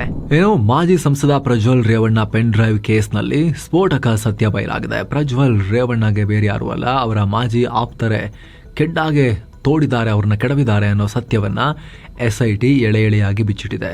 ಹಾಸನದ ಸಿವಿಲ್ ಕೋರ್ಟ್ಗೆ ಸಲ್ಲಿಕೆಯಾಗಿರೋ 13,700ಕ್ಕೂ ಅಧಿಕ ಪುಟಗಳ ಬೃಹತ್ ಚಾರ್ಜ್ ಶೀಟ್ನಲ್ಲಿ ಈ ಮಾಹಿತಿ ಇದೆ. ಹಲವು ವರ್ಷಗಳ ಕಾಲ ಪ್ರಜ್ವಲ್ ಜೊತೆಯಲ್ಲೇ ಇದ್ದಂತಹ ನವೀನ್ ಗೌಡ, ಚೇತನ್, ಹರೀಶ್ ಹಾಗೂ ಕಾರು ಚಾಲಕ ಕಾರ್ತಿಕ್ ಸೇರ್ಕೊಂಡೆ ಪ್ರಜ್ವಲ್ ರಹಸ್ಯಗಳನ್ನೆಲ್ಲ ಲೀಕ್ ಮಾಡಿಸ್ಬಿಟ್ಟಿದ್ದಾರೆ. ಪ್ರಜ್ವಲ್ ಮೊಬೈಲ್ನಿಂದ ವಿಡಿಯೋ ಕದ್ದಿದ್ದ ಡ್ರೈವರ್ ಕಾರ್ತಿಕ್, ಆಮೇಲೆ ಪೆನ್ ಡ್ರೈವ್ಗಳಿಗೆ ತುಂಬಿ JDSನ ಮಾಜಿ ಕಾರ್ಯಕರ್ತರ ಮೂಲಕ ಹಂಚಿಕೆ ಮಾಡಿಸಿರೋದು ಹೀಗಂತ ಚಾರ್ಜ್ ಶೀಟ್ನಲ್ಲಿ ಉಲ್ಲೇಖಿಸಲಾಗಿದೆ. ಮತ್ತೊಂದು ಕಡೆ ಈ ಪ್ರಕರಣದಲ್ಲಿ ಕೇಳಿ ಬಂದಿದ್ದ ಮಾಜಿ ಶಾಸಕ ಪ್ರೀತಮ್ ಗೌಡ ಹಾಗೂ ಹಾಲಿ ಸಂಸದ ಶ್ರೇಯಸ್ ಪಟೇಲ್ ಆಪ್ತರಿಗೆ ರಿಲೀಫ್ ಸಿಕ್ಕಿದೆ. ಈ ವಿಡಿಯೋ ವೈರಲ್ ಮಾಡಿದ್ದಕ್ಕೂ ಅವರಿಗೂ ಸಂಬಂಧ ಇಲ್ಲ ಅಂತ SIT ಕ್ಲೀನ್ ಚಿಟ್ ಕೊಟ್ಟಿದೆ. ಈ ಪೆನ್ ಡ್ರೈವ್ ಪ್ರಕರಣದಲ್ಲಿ ಪ್ರಜ್ವಲ್ ರೇವಣ್ಣ ಕಳೆದ 2 ವರ್ಷಗಳಿಂದ ಪರಪ್ಪನ ಅಗ್ರಹಾರದಲ್ಲಿ ಜೀವಾವಧಿ ಶಿಕ್ಷೆಯನ್ನ ಅನುಭವಿಸ್ತಾ ಇದ್ದಾರೆ. ಇನ್ನು ರಾಜ್ಯದ ವಿಧಾನಸಭೆ ಬೆನ್ನಲ್ಲೇ ವಿಧಾನ ಪರಿಷತ್ನಲ್ಲೂ 2 ಮಹತ್ವದ ಬಿಲ್ ಪಾಸ್ ಆಗಿವೆ. ರಾಜ್ಯದ ಪುರಸಭೆ ವ್ಯಾಪ್ತಿಯಲ್ಲಿ ಎಲ್ಲೆಂದರಲ್ಲಿ ಹಾಕೋ ಜಾಹೀರಾತು ಫಲಕಗಳಿಗೆ ಬ್ರೇಕ್ ಹಾಕಿ ಕಟ್ಟುನಿಟ್ಟಾಗಿ ತೆರಿಗೆ ವಸೂಲಿ ಮಾಡೋ ಬಿಲ್ಗೆ ಮೇಲ್ಮನೆಯಲ್ಲಿ ಗ್ರೀನ್ ಸಿಗ್ನಲ್ ಸಿಕ್ಕಿದೆ. ಇದರ ಜೊತೆಗೆ ಪೊಲೀಸ್ ಇಲಾಖೆಗೆ ಸಂಬಂಧಪಟ್ಟ ಮತ್ತೊಂದು ಬಿಲ್ ಕೂಡ ಪಾಸ್ ಆಗಿದೆ. ಕರ್ತವ್ಯ ಲೋಪ ಎಸಗೋ DYSP ದರ್ಜೆವರೆಗಿನ ಪೊಲೀಸ್ ಅಧಿಕಾರಿಗಳನ್ನ ಎತ್ತಂಗಡಿ ಮಾಡೋ ಪೊಲೀಸ್ ತಿದ್ದುಪಡಿ ಮಸೂದೆಗೆ ಓಕೆ ಮಾಡಲಾಗಿದೆ. ಮುಂಚೆ ರೂಲ್ಸ್ ಪ್ರಕಾರ 2 ವರ್ಷ ಕಡ್ಡಾಯ ಅವಧಿ ಮುಗಿಯುವವರೆಗೆ ಈ ಅಧಿಕಾರಿಗಳನ್ನ ಟ್ರಾನ್ಸ್ಫರ್ ಮಾಡೋಕೆ ಬರ್ತಾ ಇರಲಿಲ್ಲ. ಆದ್ರೆ ಈಗ ಹೊಸ ಕಾಯ್ದೆಯಲ್ಲಿ 2 ವರ್ಷದ ಒಳಗೂ ಕೂಡ ಎತ್ತಂಗಡಿ ಮಾಡೋಕೆ ಅವಕಾಶ ಕೊಡಲಾಗಿದೆ. 2 ಮಸೂದೆಗಳನ್ನ ಮಾರ್ಚ್ 16ನೇ ತಾರೀಕು ಕರ್ನಾಟಕ ವಿಧಾನಸಭೆ ಅಂಗೀಕಾರ ಮಾಡಿತ್ತು. ಬುಧವಾರ ವಿಧಾನ ಪರಿಷತ್ನಲ್ಲೂ ಕೂಡ ಇವು ಪಾಸ್ ಆಗಿವೆ. ವಿಧಾನಸಭೆಯಲ್ಲಿ DJ ಬ್ಯಾನ್ ವಿಚಾರವಾಗಿ ಆಡಳಿತಾರೂಢ ಕಾಂಗ್ರೆಸ್ ಮತ್ತು ಪ್ರತಿಪಕ್ಷ ಬಿಜೆಪಿ ನಡುವೆ ವಾಕ್ಸಮರ ಆಗಿದೆ. ಕರ್ನಾಟಕದಲ್ಲಿ ಆಚರಿಸೋ ಎಲ್ಲಾ ಜಯಂತಿಗಳಲ್ಲೂ DJ ಬ್ಯಾನ್ ಮಾಡಬೇಕು, DJ ಹಾಕಿ ಐಟಂ ಸಾಂಗ್ ಗಳಿಗೆ ಕುಣಿತಾರೆ, ಇಂಥ ಸಂಸ್ಕೃತಿ ನಿಮಗೆ ಬೇಕಾ ಅಂತ ಸಚಿವ ಸಂತೋಷ್ ಲಾಡ್ ಹೇಳಿದ್ರು. ಲಾಡ್ ಹೇಳಿಕೆಗೆ ಸಚಿವ ಪ್ರಿಯಾಂಕ್ ಖರ್ಗೆ ಹಾಗೂ ಶಿವರಾಜ್ ತಂಗಡಗಿ ಧ್ವನಿಗೂಡಿಸಿದ್ರು. ಬಿಜೆಪಿಯವರು ಬೆಂಬಲ ಕೊಟ್ಟರೆ ಕರ್ನಾಟಕದಲ್ಲಿ DJ ಬ್ಯಾನ್ ಮಾಡೇ ಮಾಡ್ತೀವಿ ಅಂತ ಓಪನ್ ಚಾಲೆಂಜ್ ಹಾಕಿದ್ದಾರೆ. ಆಗಿರೋದಕ್ಕೆ ಬಿಜೆಪಿ ಕಿಡಿಕಾರಿದೆ. ಕೇವಲ DJ ಮಾತ್ರ ಯಾಕೆ ಬ್ಯಾನ್ ಮಾಡ್ತೀರಾ? ತಾಕತ್ತಿದ್ರೆ ಸುಪ್ರೀಂ ಕೋರ್ಟ್ ಆದೇಶದಂತೆ ಮಸೀದಿ ಮೇಲಿನ ಅಜಾನ್ ಕೂಡ ಬ್ಯಾನ್ ಮಾಡ್ತೀರಾ ಅಂತ ಬಿಜೆಪಿ ಶಾಸಕ ಚನ್ನಬಸಪ್ಪ ಪ್ರಶ್ನೆ ಮಾಡಿದ್ರು. ಈ ವೇಳೆ ಉಭಯ ಪಕ್ಷಗಳ ನಾಯಕರ ನಡುವೆ ಭಾರೀ ಗದ್ದಲ ಉಂಟಾದ ಬೆನ್ನಲ್ಲೇ ಸ್ಪೀಕರ್ ಮಧ್ಯ ಪ್ರವೇಶಿಸಿ ಸ್ವಲ್ಪ ಎಲ್ಲ ಸುಮ್ಮನಾಗಿಸಿದ್ರು. DJ ಬೇಕಾ ಬೇಡ ಅನ್ನೋದ್ರ ಬಗ್ಗೆ ಸದನದಲ್ಲಿ ವಿಶೇಷ ಚರ್ಚೆ ಮಾಡೋಣ ಅಂತ ಹೇಳಿ ಸದ್ಯಕ್ಕೆ ಗದ್ದಲಕ್ಕೆ ಬ್ರೇಕ್ ಹಾಕಿದ್ದಾರೆ. ಏನೋ ಬೆಂಗಳೂರಲ್ಲಿ ವಾಹನ ಸವಾರರಿಗೆ ಅತಿದೊಡ್ಡ ತಲೆನೋವಾಗಿರೋ ಪಾರ್ಕಿಂಗ್ ಸಮಸ್ಯೆಗೆ ಮುಕ್ತಿ ಹಾಡೋಕೆ ರಾಜ್ಯ ಸರ್ಕಾರ ಮಾಸ್ಟರ್ ಪ್ಲಾನ್ ಮಾಡಿದೆ. ಎಲ್ಲೆಂದರಲ್ಲಿ ವಾಹನ ನಿಲ್ಲಿಸಿ ಟ್ರಾಫಿಕ್ ಜಾಮ್ ಆಗ್ತಿದೆ. ಹೀಗಾಗಿ ಇದಕ್ಕೆ ಬ್ರೇಕ್ ಹಾಕೋಕೆ ಖಾಸಗಿ ಒಡೆತನದ ಖಾಲಿ ಜಾಗಗಳನ್ನೇ ಪಾರ್ಕಿಂಗ್ಗೆ ಬಳಸಿಕೊಳ್ಳೋಕೆ ನಗರಾಭಿವೃದ್ಧಿ ಇಲಾಖೆ ಮುಂದಾಗಿದೆ. ತಮ್ಮ ಖಾಲಿ ಜಾಗವನ್ನ ಸಾರ್ವಜನಿಕ ಪಾರ್ಕಿಂಗ್ಗೆ ಬಿಟ್ಟುಕೊಡೋ ಮಾಲೀಕರಿಗೆ ವಿಶೇಷ ಸೌಲಭ್ಯಗಳನ್ನು ಕೊಡೋಕೆ ಸರ್ಕಾರ ಚಿಂತನೆ ನಡೆಸಿದೆ. ಈ ಬಗ್ಗೆ ರಿಪೋರ್ಟ್ ಕೊಡುವಂತೆ ಗ್ರೇಟರ್ ಬೆಂಗಳೂರು ಪ್ರಾಧಿಕಾರಕ್ಕೆ ಸೂಚಿಸಿದೆ. ಇನ್ನು ಬೇಸಿಗೆ ಶುರುವಾಗೋ ಟೈಮ್ನಲ್ಲೇ ಮಳೆಯ ತಂಪು, ಆಲಿಕಲ್ಲು ಎಲ್ಲ ಶುರು ಆಗಿದೆಯಲ್ಲ. ಮಂಗಳವಾರ ಅಂತೂ ನೀವು ನೋಡಿದ್ರಿ, ಗುಡುಗು ಬಿರುಗಾಳಿ ಸಹಿತ ಆಲಿಕಲ್ಲು ಮಳೆ. ಇದರಿಂದ ಕರ್ನಾಟಕದಲ್ಲಿ 2 ಪ್ರಾಣ ಕಳ್ಕೊಂಡಿದ್ದು, ಹಲವು ಕಡೆ ಸಾಕಷ್ಟು ಡ್ಯಾಮೇಜಸ್ ಆಗಿದೆ. ಗದಗ ಜಿಲ್ಲೆ ಮೆಣಸಗಿ ಗ್ರಾಮದಲ್ಲಿ ಸಿಡಿದು ಬಿಡಿದು ನಿಂಗಪ್ಪ ಅಮಾತ್ಯ ಅನ್ನೋರು ಪ್ರಾಣ ಕಳ್ಕೊಂಡಿದ್ದಾರೆ. ಇತ್ತ ಬೆಳಗಾವಿಯಲ್ಲಿ ಮನೆ ಗೋಡೆ ಬಿದ್ದು ಪರ್ವೀನ್ ಬೇಪಾರಿ ಅನ್ನೋರು ಮೃತಪಟ್ಟಿದ್ದಾರೆ. ಹಾಗೆ ಬೆಳಗಾವಿ ಜಿಲ್ಲೆಯ ಬಡಾಲ ಅಂಕಲಗಿಯಲ್ಲಿ ಬಿರುಗಾಳಿಯಿಂದ 20ಕ್ಕೂ ಅಧಿಕ ಅಂಗಡಿಗಳ ಮೇಲ್ಛಾವಣಿ ಹಾರು ಹೋಗಿದೆ. ಒಳಗಿರೋ ವಸ್ತುಗಳಿಗೆಲ್ಲ ಡ್ಯಾಮೇಜಸ್ ಆಗಿದೆ. ಇತ್ತ ಕೊಡಗು ಜಿಲ್ಲೆಯ ಚಿಕ್ಕನಾಯಕನ ಹೊಸಹಳ್ಳಿ ಗ್ರಾಮದಲ್ಲಿ ಮನೆ ಮೇಲೆ ತೆಂಗಿನ ಮರ ಬಿದ್ದುಬಿಟ್ಟಿದೆ. ಇನ್ನು ಕೆಲ ಕಡೆ ಗಾಳಿಗೆ ಹಂಚುಗಳು ಹಾರು ಹೋಗಿವೆ. ಮತ್ತೊಂದು ಕಡೆ ಕೊಟ್ಟಿಗೆ ಶೀಟ್ಗಳು ಹಾರು ಹೋಗಿ ಮೂಟೆಗಳಲ್ಲಿ ಶೇಖರಿಸಿಟ್ಟಿದ್ದ ಭತ್ತ, ರಾಗಿ ಎಲ್ಲ ನೀರು ಪಾಲಾಗಿವೆ. ರಾಷ್ಟ್ರ ರಾಜಧಾನಿ ದಿಲ್ಲಿಯಲ್ಲಿ ಬೆಳ್ಳಂಬೆಳಗ್ಗೆ ಭೀಕರ ಅಗ್ನಿ ಅನಾಹುತ ಆಗಿದೆ. ಪರಿಣಾಮ 9 ಜನ ಪ್ರಾಣ ಕಳ್ಕೊಂಡಿದ್ದಾರೆ. ದಿಲ್ಲಿಯ ಪಾಲಂ ಏರಿಯಾದ 5 ಅಂತಸ್ತಿನ ಕಟ್ಟಡದಲ್ಲಿ ಘಟನೆಯಾಗಿದೆ. ಶಾರ್ಟ್ ಸರ್ಕ್ಯೂಟ್ ಇಂದ ಆಗಿರಬಹುದು ಅಂತ ಹೇಳ್ತಿದ್ದಾರೆ. ತನಿಖೆ ನಡೀತಾ ಇದೆ. ಲೋಕಸಭಾ ವಿಪಕ್ಷ ನಾಯಕ ರಾಹುಲ್ ಗಾಂಧಿ ವಿರುದ್ಧ ಬಾಲಿವುಡ್ ನಟಿ ಹಾಗೂ ಬಿಜೆಪಿ ಸಂಸದೆ ಕಂಗನಾ ರನೌತ್ ಭಯಂಕರ ಶಬ್ದಗಳನ್ನೆಲ್ಲ ಬಳಸಿ ವಾಗ್ದಾಳಿ ಮಾಡಿದ್ದಾರೆ. ರಾಹುಲ್ ಗಾಂಧಿಯೊಬ್ಬ ಟಪೋರಿ, ರೌಡಿ. ಆತನನ್ನು ನೋಡಿದ್ರೆ ಮಹಿಳೆಯರಾಗಿರೋ ನಮಗೆ ಅನ್ಕಂಫರ್ಟಬಲ್ ಫೀಲ್ ಆಗುತ್ತೆ ಅಂತ ಕಂಗನಾ ಹೇಳಿದ್ದಾರೆ. ಸಂಸತ್ ಆವರಣದಲ್ಲಿ ಯಾರಾದರೂ ಇಂಟರ್ವ್ಯೂ ಕೊಡ್ತಿದ್ರೆ ಅಲ್ಲಿಗೆ ಹೋಗಿ ಟಪೋರಿ ಅಂತ ಎಂಟ್ರಿ ಕೊಡೋ ರಾಹುಲ್ ಬಾರೋ ಇಲ್ಲಿ ಅಂತ ಏಕವಚನದಲ್ಲೇ ಕೂಗಾಡ್ತಾರೆ. ಇವರ ಈ ಅಸಭ್ಯ ವರ್ತನೆ ನೋಡಿದ್ರೆ ನಮಗೆ ಮಹಿಳೆಯರಿಗೆ ಮುಜುಗರ ಆಗುತ್ತೆ ಅಂತ ಕಂಗನಾ ಹೇಳಿದ್ದಾರೆ. ಅಷ್ಟೇ ಅಲ್ಲ, ನಿಮ್ಮ ಸಹೋದರಿ ಪ್ರಿಯಾಂಕಾ ಗಾಂಧಿ ವಾಡ್ರಾ ಅವರ ನಡೆನುಡಿ ಎಷ್ಟು ಅದ್ಭುತವಾಗಿದೆ, ಅವರನ್ನು ನೋಡಿ ಸ್ವಲ್ಪ ಕಲೀರಿ ಅಂತ ರಾಹುಲ್ ಗಾಂಧಿಗೆ ಹೇಳಿದ್ದಾರೆ. ಅಣ್ಣ ತಂಗಿ ನಡುವೆನೆ ಬೆಂಕಿ ಇಡೋ ಕೆಲಸ ಮಾಡಿದ್ದಾರೆ. ಇತ್ತೀಚೆಗೆ ಸಂಸತ್ನ ಮಕರ ದ್ವಾರದ ಮೆಟ್ಟಿಲುಗಳ ಮೇಲೆ ಕುಳಿತು ರಾಹುಲ್ ಗಾಂಧಿ ಟೀ ಬಿಸ್ಕೆಟ್ ಅನ್ನ ಎಂಜಾಯ್ ಮಾಡ್ತಾ ಇದ್ರು. ಆದ್ರೆ ಇದರಿಂದ ಸಂಸತ್ನ ಘನತೆಗೆ ಧಕ್ಕೆಯಾಗಿದೆ. ರಾಹುಲ್ ಗಾಂಧಿ ಸಂಸತ್ಗೆ ಅಪಮಾನ ಮಾಡಿದ್ದಾರೆ ಅಂತ ಹೇಳಿ ವಿರೋಧ ವ್ಯಕ್ತವಾಗಿತ್ತು. ಹಾಗೆ ಈ ಸಂಬಂಧ 200ಕ್ಕೂ ಅಧಿಕ ನಿವೃತ್ತ ಸೇನಾಧಿಕಾರಿಗಳು ಹಾಗೂ ಗಣ್ಯರು ಓಪನ್ ಲೆಟರ್ ಬರೆದು ರಾಹುಲ್ ಕ್ಷಮೆಯಾಚಿಸುವಂತೆ ಆಗ್ರಹ ಮಾಡಿದ್ರು. ಅದರ ಬೆನ್ನಲ್ಲೇ ಕಂಗನಾ ರನೌತ್ ರಾಹುಲ್ ಗಾಂಧಿ ವಿರುದ್ಧ ಈ ಶಬ್ದಗಳನ್ನೆಲ್ಲ ಬಳಸಿ ವಿಪಕ್ಷ ನಾಯಕನನ್ನ ರೌಡಿ ಅಂತೆಲ್ಲ ಕರೆದು ವಾಗ್ದಾಳಿ ಮಾಡಿದ್ದಾರೆ. ಇಲ್ಲಿ ಏನಾಗ್ತಿದೆ, ಆಡಳಿತ ಮತ್ತು ವಿಪಕ್ಷಗಳ ನಡುವೆ ತುಂಬಾ ಕೆಟ್ಟ ವಾತಾವರಣ ಇದೆ. ಒಬ್ರು ಕಂಡ್ರೊಬ್ರು ಮುಖ ನೋಡಿ ಮಾತಾಡೋ ಪರಿಸ್ಥಿತಿ ಕೂಡ ಇಲ್ಲ. ಅಲ್ಲಿ ಸ್ಪೀಕರ್ ವಿರುದ್ಧ ಅವಿಶ್ವಾಸ ಮಂಡಿಸ್ತೀವಿ, ಜಡ್ಜ್ ವಿರುದ್ಧ ಅವಿಶ್ವಾಸ ಮಂಡಿಸ್ತೀವಿ, ಚೀಫ್ ಎಲೆಕ್ಷನ್ ಕಮಿಷನ್ ವಿರುದ್ಧ ಅವಿಶ್ವಾಸ ಮಂಡಿಸ್ತೀವಿ ಅಂತ ವಿಪಕ್ಷಗಳು ದಿನಕ್ಕೂ ಯುದ್ಧವನ್ನೇ ನಡೆಸ್ತಾ ಇದ್ದಾರೆ. ಸರ್ಕಾರ ಪ್ಲಸ್ ಇನ್ಸ್ಟಿಟ್ಯೂಷನ್ಗಳೆರಡು ಸೇರಿಸ್ಕೊಂಡು ಒಂದೇ ಕಡೆ ಇದೀರಿ ನೀವು ಅಂತ ಹೇಳಿ ಆರೋಪಿಸಿ, ಅದಕ್ಕೆ ಪ್ರತಿಯಾಗಿ ಅವರು ಕೂಡ ಸೈಕಲಾಜಿಕಲ್ ವಾರ್ಫೇರ್ ಮಾಡ್ತಿದ್ದಾರೆ. ಸಹಿ ಸಂಗ್ರಹ, ನೀವು 100 ಸಹಿ ಸಂಗ್ರಹ ಮಾಡಿ, ನಾವು 200 ಸಹಿ ಸಂಗ್ರಹ ಮಾಡ್ತೀವಿ, ರಾಹುಲ್ ಗಾಂಧಿ ಕ್ಷಮೆ ಯಾಚಿಸಬೇಕು ಅಂತ ಹೇಳಿ ಮಾಡ್ತೀವಿ ಅಂತ ಇವ್ರ ಕಡೆಯಿಂದನೂ ಕೂಡ ಎಲ್ಲ ನಡೀತಾ ಇದೆ. ಈಗ ಆಡಳಿತ ಪಕ್ಷ ಬಿಜೆಪಿಯ ಸಂಸದೆ ಕಂಗನಾ ರನೌತ್ ಅಂತೂ ಎಲ್ಲಾ ಲಿಮಿಟ್ ಗಳನ್ನ ದಾಟಿ ಹೋಗಿದ್ದಾರೆ. ವಿಪಕ್ಷ ನಾಯಕನನ್ನ ಅಫಿಷಿಯಲ್ ಆಗಿ ರೌಡಿ ಅಂತ ಕರೆದಿದ್ದಾರೆ, ಟಪೋರಿ ಅಂತ ಕರೆದಿದ್ದಾರೆ. ಲೀಡರ್ ಆಫ್ ಅಪೋಸಿಷನ್ ಎಲ್ಲ ಎಲ್ಲರೂ ಸೇರ್ಕೊಂಡು ನಮ್ಮ ಸಂಸದೀಯ ಘನತೆಯನ್ನ ಪಾತಾಳಕ್ಕೆ ತಗೊಂಡು ಹೋಗ್ತಾ ಇದ್ದಾರೆ. ಇನ್ನು ಬಿಹಾರದಲ್ಲಿ ಪೊಲೀಸರೇ ತಾಕತ್ತಿದ್ರೆ ಬನ್ರಿ ಅಂತ ಹೇಳಿ ಸವಾಲು ಹಾಕಿದ್ದ ಗ್ಯಾಂಗ್ಸ್ಟರ್ ಒಬ್ಬನನ್ನ ಎನ್ಕೌಂಟರ್ ಮಾಡಿ ಹೊಡೆದುರುಳಿಸಲಾಗಿದೆ. ಬಿಹಾರದ ಮೋತಿಹಾರಿ ಅನ್ನೋ ಕಡೆ ಕುಖ್ಯಾತ ಗ್ಯಾಂಗ್ಸ್ಟರ್ ಕುಂದನ್ ಠಾಕೂರ್ ಮತ್ತು ಆತನ ಸಹಚರ ಪ್ರಿಯಾಂಶು ದುಬೆಯನ್ನ ಸ್ಪೆಷಲ್ ಟಾಸ್ಕ್ ಫೋರ್ಸ್ ಪೊಲೀಸರು ಎನ್ಕೌಂಟರ್ನಲ್ಲಿ ಜಾಲಾಡಿ ಬಿಸಾಕಿದ್ದಾರೆ. ಆದರೆ ಈತನನ್ನ ಹಿಡಿಯೋಕೆ ಹೋದಾಗ ಪೊಲೀಸರಿಗೂ ಕೂಡ ಡ್ಯಾಮೇಜಸ್ ಆಗಿದೆ. ಈ ಪೊಲೀಸರ ಟೀಮ್ನಲ್ಲಿದ್ದ ಒಬ್ಬ ಸಿಬ್ಬಂದಿ ಪ್ರಾಣ ಕಳ್ಕೊಂಡಿದ್ದಾರೆ ಗುಂಡೇಟು ತಿಂದು. ಈ ಕುಂದನ್ ಠಾಕೂರ್ ಮೇಲೆ ಕೊಲೆ ಕೇಸ್ ಸೇರಿ ಶಸ್ತ್ರಾಸ್ತ್ರ ಕಾಯ್ದೆಯಡಿ 6ಕ್ಕೂ ಅಧಿಕ ಕ್ರಿಮಿನಲ್ ಕೇಸ್ಗಳಿದ್ವು. ಕಾಲ್ ಮಾಡಿಬಿಟ್ಟು ಪೊಲೀಸರಿಗೆ ಓಪನ್ ಬೆದರಿಕೆ ಹಾಕಿದ್ದ. ಬನ್ರಿ ತಾಕತ್ತಿದ್ರೆ 10-15 ಪೊಲೀಸರು ಬನ್ನಿ ಎಲ್ಲರನ್ನು ಮುಗಿಸ್ತೀನಿ ಅಂತ ಬೆದರಿಕೆ ಹಾಕಿದ್ದಾಯ್ತಾ. ಇನ್ನು ಉತ್ತರ ಪ್ರದೇಶದ ವಾರಣಾಸಿಯಲ್ಲಿ ಬೋಟ್ ಏರಿ ಗಂಗಾ ನದಿ ಮಧ್ಯಕ್ಕೆ ಹೋಗಿ ಇಫ್ತಾರ್ ಪಾರ್ಟಿ ಮಾಡಿದ್ದ 14 ಮಂದಿಯನ್ನ ಪೊಲೀಸರು ಅರೆಸ್ಟ್ ಮಾಡಿದ್ದಾರೆ. ಪವಿತ್ರ ಗಂಗಾ ನದಿಯಲ್ಲಿ ಗುಂಪು ಚಿಕನ್ ಬಿರಿಯಾನಿ ಸೇವಿಸಿ ಉಳಿದ ಆಹಾರ ಮತ್ತು ಪ್ಲೇಟ್ಗಳನ್ನ ನದಿಗೆ ಬಿಸಾಕಿದ್ದಾರೆ ಅನ್ನೋ ಆರೋಪ ಇವ್ರ ಮೇಲೆ. ಇದರ ವಿಡಿಯೋಸ್ ಕೂಡ ಸೋಷಿಯಲ್ ಮೀಡಿಯಾದಲ್ಲಿ ವೈರಲ್ ಆದ ಬೆನ್ನಲ್ಲೇ ಹಿಂದೂ ಧಾರ್ಮಿಕ ಭಾವನೆಗಳಿಗೆ ಧಕ್ಕೆ ತಂದಿದ್ದಾರೆ. ಇಲ್ಲಿ ಒಂದು ಪುಣ್ಯ ಸ್ನಾನ ಎಲ್ಲ ಮಾಡೋ ಜಾಗದಲ್ಲಿ ಇವರು ಈ ಊಟದ ಪದಾರ್ಥಗಳನ್ನೆಲ್ಲ ಮಾಂಸ ಎಲ್ಲ ಬಿಸಾಕಿದ್ದಾರೆ, ತಿಂದುಬಿಟ್ಟು ಎಂಜಿದನ್ನು ಬಿಸಾಕಿದ್ದಾರೆ ಅನ್ನೋದು ಇವ್ರ ಮೇಲಿರೋ ಆರೋಪ. ದೂರು ಕೊಟ್ಟಿದ್ರು, ವ್ಯಾಪಕ ಆಕ್ರೋಶವನ್ನು ಕೂಡ ವ್ಯಕ್ತಪಡಿಸಿದ್ರು. ಇದರ ಬೆನ್ನಲ್ಲೇ ಇದನ್ನೆಲ್ಲ ವೆರಿಫೈ ಮಾಡಿರೋ ಪೊಲೀಸರು ದೂರು ದಾಖಲಿಸಿಕೊಂಡು ಈಗ ಈ ಆಕ್ಷನ್ ತಗೊಂಡಿದ್ದಾರೆ. ಬಂಧಿತರ ಮೇಲೆ ಧಾರ್ಮಿಕ ನಿಂದನೆ, ಸಾರ್ವಜನಿಕ ಶಾಂತಿಗೆ ಭಂಗ ಹಾಗೂ ನದಿ ನೀರು ಮಲಿನ ಮಾಡಿದ ಆರೋಪದಡಿ ಕೇಸ್ ಹಾಕಲಾಗಿದೆ. ಇನ್ನು ಭಾರತದ ಷೇರುಪೇಟೆ ಈ ಸೆಷನ್ ನಲ್ಲೂ ಕೂಡ ಮತ್ತೆ ಗ್ರೀನ್ ನಲ್ಲೇ ಎಂಡ್ ಆಗಿದೆ. ದಿನದ ವಹಿವಾಟಿನ ಅಂತ್ಯಕ್ಕೆ ಸೆನ್ಸೆಕ್ಸ್ 633 ಪಾಯಿಂಟ್ ಅಥವಾ 0.83% ಜಂಪ್ ಆಗಿ 76,704ಕ್ಕೆ ತಲುಪಿದೆ. ನಿಫ್ಟಿ 196 ಪಾಯಿಂಟ್ಸ್ ಅಥವಾ 0.83% ಜಂಪ್ ಆಗಿ 23,777ಕ್ಕೆ ರೀಚ್ ಆಗಿದೆ. ಇತ್ತ BSE mid cap index 1.80% rise ಆಗಿತ್ತು. ಸ್ಮಾಲ್ ಕ್ಯಾಪ್ ಇಂಡೆಕ್ಸ್ 2% ರೈಸ್ ಆಗಿದೆ. ಮಾರ್ಕೆಟ್ ನಲ್ಲಿ ಶಾರ್ಟ್ ಕವರಿಂಗ್ ಜೋರಾಗಿದೆ. ಅಂದ್ರೆ ಮಿಡಲ್ ಈಸ್ಟ್ ಯುದ್ಧದಿಂದ ಮಾರ್ಕೆಟ್ ಬಿದ್ದಾಗ ಟ್ರೇಡರ್ಸ್ ತಮ್ಮ ಷೇರುಗಳನ್ನ ಮಾರಾಟ ಮಾಡಿದ್ರು. ಸುಮಾರು ಜನ ಮಾರ್ಕೆಟ್ ಅನ್ನ ಸಿಕ್ಕಾಪಟ್ಟೆ ಶಾರ್ಟ್ ಮಾಡಿದ್ರು. ಆದ್ರೆ ಷೇರುಗಳು ಬೀಳದೆ ಮೇಲಕ್ಕೆ ಹೇಳ್ತಿದ್ದ ಹಾಗೆ ನಷ್ಟವನ್ನ ಕವರ್ ಮಾಡೋಕೆ ಕೂಡಲೇ ಆ ಷೇರುಗಳನ್ನ ಖರೀದಿ ಮಾಡೋಕೆ ಶಾರ್ಟ್ ಕವರಿಂಗ್ ಶುರು ಮಾಡಿದ್ರು. ಮತ್ತೊಂದು ಕಡೆ ಮಿಡಲ್ ಈಸ್ಟ್ ಇದ್ದ ಕೂಡ ವರ್ಸ್ಟ್ ಈಸ್ ಓವರ್, ಅಂದ್ರೆ ವರ್ಸ್ಟ್ ಆಗ ಹೋಗಿದೆ, ಇನ್ನು ಇದಕ್ಕಿಂತ ವರ್ಸ್ಟ್ ಏನಾಗುತ್ತೆ, ಆದ್ರೆ ಇದೇ ಕಂಟಿನ್ಯೂ ಆಗುತ್ತೆ, ಇಲ್ಲಾಂದ್ರೆ ಇನ್ನೂ ಕೂಡ ಬೆಟರೇ ಆಗ್ಬೋದು ಅನ್ನೋ ಲೆಕ್ಕಾಚಾರದ ಕಾರಣಕ್ಕಾಗಿ, ಜೊತೆಗೆ ಅಮೆರಿಕ ಮತ್ತು ಇರಾನ್ ನೇರ ಮಾತುಕತೆ ನಡೆಸ್ತಿವೆ ಅನ್ನೋ ವರದಿಗಳು ಬಂದ ಕಾರಣಕ್ಕಾಗಿ ಸ್ವಲ್ಪ ಬೆಟರ್ ಪರ್ಫಾರ್ಮೆನ್ಸ್ ಇತ್ತು ಮಾರ್ಕೆಟ್ದು 2-3 ದಿನಗಳಲ್ಲಿ. ಅತ್ತ ತೈಲ ಮತ್ತು ಗ್ಯಾಸ್ ಟ್ಯಾಂಕರ್ಗಳ ಸೇಫ್ ಪ್ಯಾಸೇಜ್ಗಾಗಿ ಭಾರತ ಇರಾನ್ ಜೊತೆ ನಿರಂತರವಾಗಿ ಮಾತುಕತೆ ಮಾಡ್ತಿದೆ ಅನ್ನೋ ರಿಪೋರ್ಟ್ಸ್ ಕೂಡ ಬಂದಿವೆ. ಸೊ ಎನರ್ಜಿ ಸಪ್ಲೈ ಕೂಡ ಶೀಘ್ರ ನಾರ್ಮಲ್ ಆಗೋ ಹೋಪ್ ಮಾರ್ಕೆಟ್ಗೆ ಬಂದಿದೆ. ಏನೋ ಕಚ್ಚಾ ತೈಲ ಬೆಲೆ ಕೂಡ ಇಳಿಕೆ ಆಗ್ತಾ ಇದೆ. ಕಳೆದ ವಾರ 1 ಬ್ಯಾರೆಲ್ ಕಚ್ಚಾ ತೈಲಕ್ಕೆ $119 ತನಕ ಹೋಗಿತ್ತು. ಈಗ $100 ಆಸುಪಾಸಿಗೆ ಬಂದಿದೆ. ಹಾಗೆ ಇರಾಕ್ನಿಂದ ಟರ್ಕಿಯ ಜೆಹಾನ್ ಪೋರ್ಟ್ಗೆ ಕಚ್ಚಾ ತೈಲ ರಫ್ತು ಕೂಡ ಶುರುವಾಗಿದೆ. ಎಲ್ಲ ಕಾರಣಗಳಿಂದ ಹೊಸ ಆಶಾಭಾವನೆ ಮಾರ್ಕೆಟ್ನಲ್ಲಿ ಕಾಣಿಸಿದೆ. ಹಿಂದೂಸ್ತಾನ್ ಯೂನಿಲಿವರ್, NTPC, ಸನ್ ಫಾರ್ಮಾ, HDFC ಬ್ಯಾಂಕ್ ಮತ್ತು ನೆಸ್ಲೆ ಷೇರುಗಳು ಈ ಗ್ರೀನ್ ಮೊಮೆಂಟಮ್ನಲ್ಲೂ ಕೂಡ ರೆಡ್ನಲ್ಲಿದ್ವು. ಆದರೆ eternal tech, Mahindra and Mahindra, HCL technologies ಸೇರಿ ಹಲವಾರು ಷೇರುಗಳು ಗ್ರೀನ್ನಲ್ಲಿದ್ವು. ಇನ್ನು ಡಾಲರ್ ಮುಂದೆ ರೂಪಾಯಿ ಮೌಲ್ಯ 23 ಪೈಸೆ ಇಳಿಕೆಯಾಗಿ $92.63 ಆಗಿದೆ.